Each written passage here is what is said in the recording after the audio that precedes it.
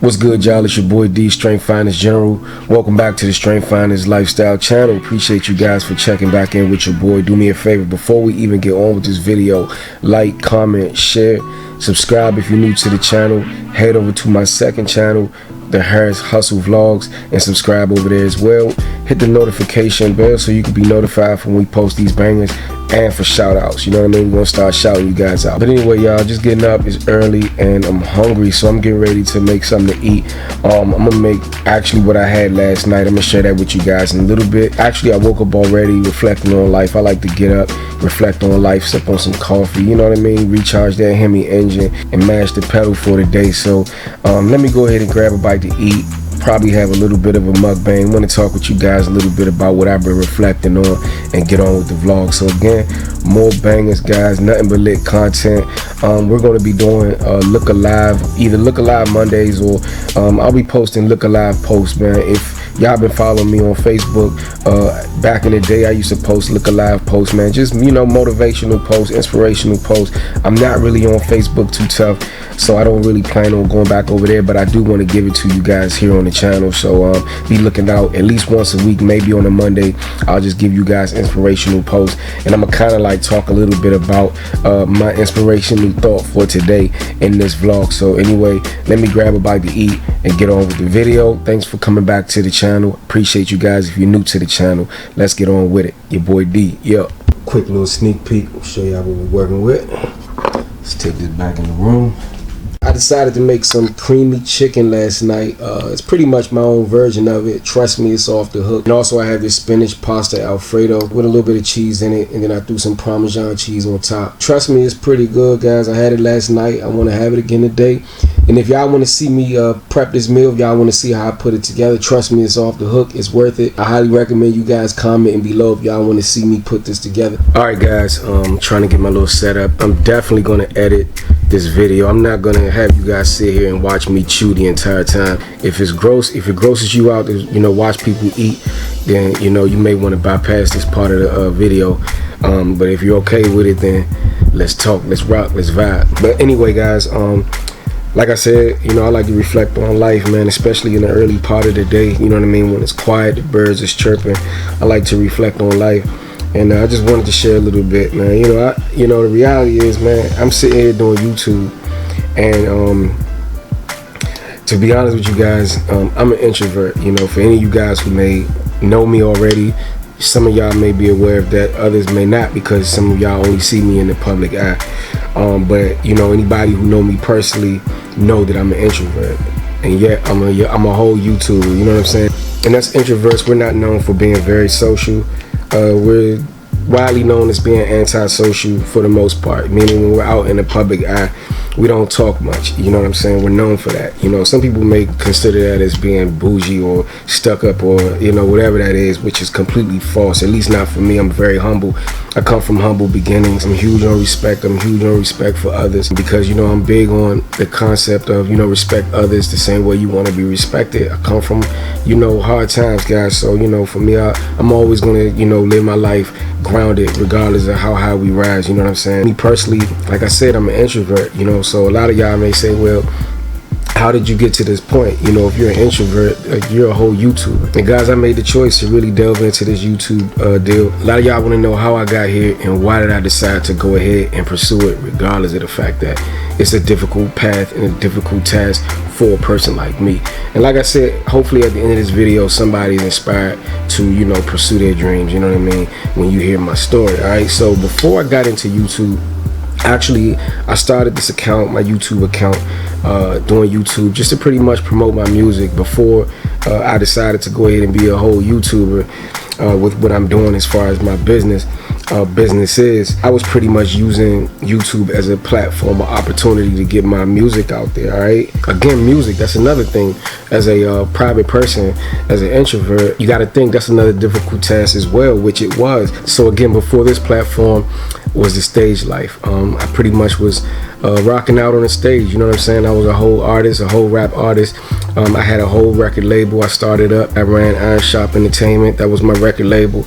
And before I even got to that point, you know, again, I was an introvert. So you know, me personally, when I first got into music, I knew that it was going to be a moment in time where I would cross paths with the fear of having to step on stage into the public eye, and wanted to figure out how I would be able to overcome those fears to convey my music, to get the message out there. So for me as a rap artist, guys, I wasn't one of those gangster rappers and nothing like that. I always, you know, felt like if you're going to speak, you should always have a message, you know what I mean? So when I got into it, my mentality was I wanted to convey a message. So I'm not going to talk about the history of rap or nothing like that, how I got into rap, but I want to stick to the script, which is overcoming the fear of, you know, being in the public eye. So you know, starting out in music, I pretty much started out in a go-go band. You know, I'm from the DMV area. We're huge on go-go. So for me, starting out wasn't that difficult in terms of stepping on stage, because there were other people on the stage with me. So, you know, there was other energies that I can kind of like gravitate towards, you know, people that was on the stage, like-minded people, which made it easier for me to be, you know, comfortable somewhat. And I still was uncomfortable, but it was easier for me to be comfortable up until the point where I became a solo artist. I decided to, you know, become a solo artist because I didn't want to strictly do go-go music. You know, I had a whole vision of getting behind a beat and really, you know, displaying my talent and defying the, you know, limitations of you know, go-go music to a degree. You know, you can be creative, but in my opinion, as a solo artist, as a rap artist, you can really overcome those obstacles of limitations. You can knock down those limitation barriers and really get as creative as you want, which is what I gravitated towards. So I did that, and my first gig I was invited to, it wasn't as bad, you know. I guess perhaps maybe from the fact that I was on stage, plus the fact that there was only a few people in the crowd that I knew, you know, it wasn't that bad. I was like, man, I could do this, you know what I'm saying? I'm not scared anymore of, you know, communicating to a crowd. I decided to get a manager, so I had a manager who I was working with, and this is where the trouble started, guys. I had a manager who booked me a gig. I'm literally like 4 or 5 gigs into my rap career as a solo artist, and he booked me a gig, and the spot was huge. I mean, it was packed out, wall-to-wall people. And when I stepped on that stage and saw how many people was out there, to be honest with you guys, my heart dropped. I was staring everybody eye to eye. You know, if you was a person in there, we call eye contact. And that's not even all of it, guys. I handed the CD to, you know, we had a DJ in there who was responsible for playing my music, my background music. So I handed him the CD. So my goal was this. I was like, all right, as soon as they tell me, you know what I mean, it's your time to shine, you know, I'm just gonna point to the DJ, tell him to play my music and zone out, right? So that's what happened. They gave me the mic, I pointed to the DJ, I tried to zone out, but the whole time, guys, the music was not playing. The DJ was having a problem with the CD, it was not playing. So literally for about 10 minutes, the music wasn't playing, and the only source of entertainment they had was me. And all you heard was crickets, guys. To be honest with you, man, I felt so defeated in that moment. I felt like I don't know what to say. It was just so awkward for your boy, man. The moment was so awkward. I was literally right there just watching my rap career just go down the drain. I was so scared, guys, and I mean, it was so awkward, guys. It was just so difficult to, you know, not process everything and feel defeated. I wanted to climb under a rock, you know what I'm saying? So fortunately, the DJ was able to get the CD working, and we went ahead and finished up our performance. But, you know, the vision that I had for me being on the stage was to rock it, man. You know what I mean? Not be intimidated, you know what I'm saying? So anyway, going forward, I took on more and more gigs, and I started to overcome that fear, you know what I'm saying? So even though I'm an introvert, and even though I suffered defeat in some of those gigs, I started to regain myself. I started to develop confidence. I would actually go home and realize, okay, I need to take control of the stage. If I'm gonna be up there, I cannot have another one of those moments. So I just was pretty much working with myself and just, you know, preparing myself in advance for future events. And over time, guys, I overcame that fear, and I was out there rocking out, man, with the people, man, and we was becoming one, and that fear was pretty much gone. Does that say that I'm not still an introvert? Not at all, you know what I mean? I'm still awkward in social environments. I'm still, you know, one of those type of guys who won't really spark conversation if the conversation isn't right, you know what I mean? If the vibe is not right, I'll keep it quiet. But the point that I'm trying to make is, if you really want to do something, guys, if you really have a passion for something, and you really believe that you're called to do something, face it, guys. Like, the only way to really see your dream come to life is you have to face it. There's no way around it, guys. And I realized that, you know, everything that God called me to do required for me to be in a public eye. You know, like, I couldn't get away from it, guys. I couldn't get around it. Everything that God called me to do, I'm like, God, why can't I do something else? Why can't I have a passion to do something different? You know what I'm saying? Something that doesn't involve me being into, you know, the public eye like that. But everything my heart desired and craved, my calling, everything that I'm here to do involves being in front of people. So knowing that, it's either I find a way to overcome those fears, knock down those barriers, face those fears, or my vision dies, or I pretty much just let my goal be like water under a bridge and just live my life under a rock. Like I said earlier, guys, I tried to, you know, avoid it. I sat the mic down and I tried to just live a regular life, but I was just not happy, guys. Living a regular life, I was not happy. I felt like God just called me to do more. I felt it nudging in my spirit that I was meant to do something different than what it was that I was settling for. So again, I answered the call. I said, let me go ahead and try this thing again. But you know, I decided to go with something different. I'm moving in a different direction, but once again, I'm in the public eye.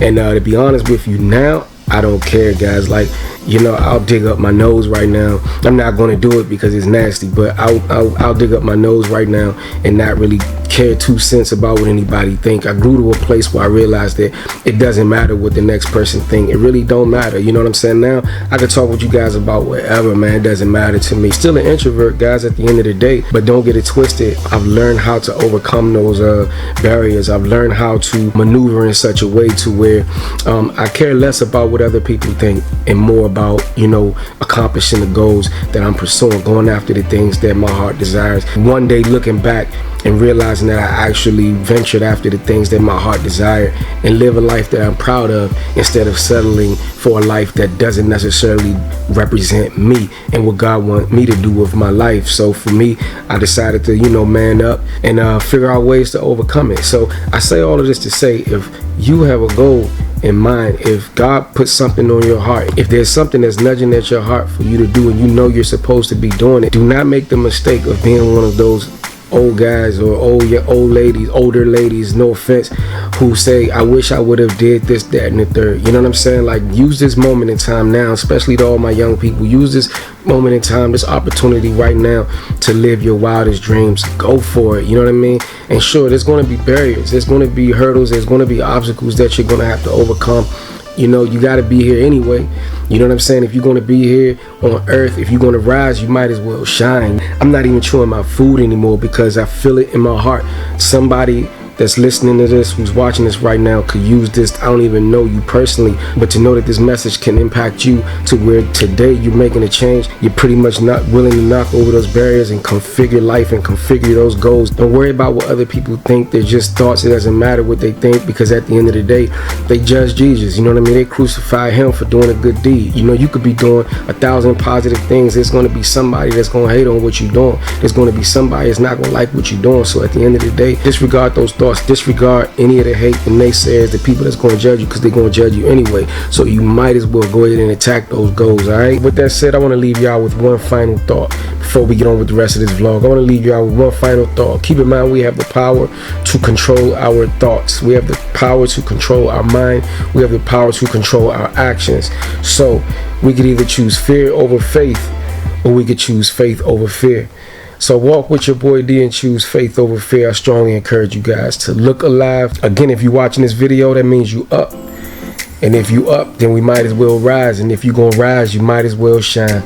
Your boy D, more look alive posts headed your way. Stay tuned.